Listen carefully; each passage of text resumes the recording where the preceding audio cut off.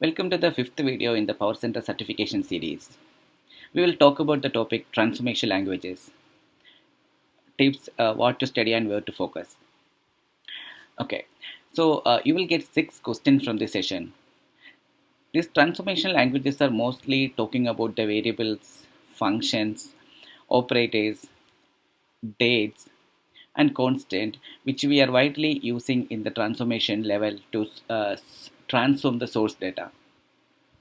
There is a PDF document which talks about all these transformation languages.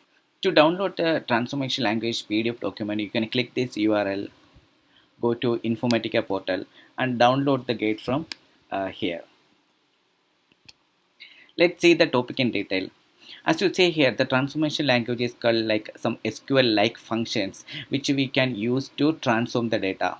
Most of these constants, operator, variable, date, and functions which are using in the expressions in the mapping level to convert the source data. As you see here, there are a lot of things to understand from this topic. There are a lot of variables, date functions, and string manipulated function, right? These many string manipulated function and other variable or other functions which we can use to transform the data. But for the certification perspective, you can just learn a couple of them. That will be more than enough to answer the certification questions. Let's see what to study and where to focus. We have some constant used in update strategy, as you know, DD statement, DD insert, reject, update, and delete. You have to better understand what is this constant, why we are using in update strategy, and what it will do, each functions.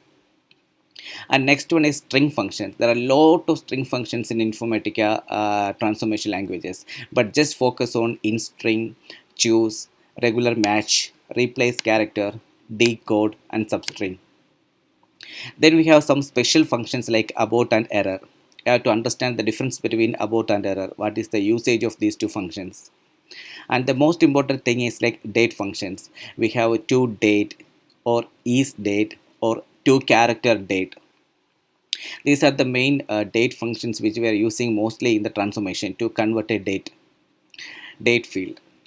Understanding the date format string is very important. The difference between YY and RR is most important thing to understand.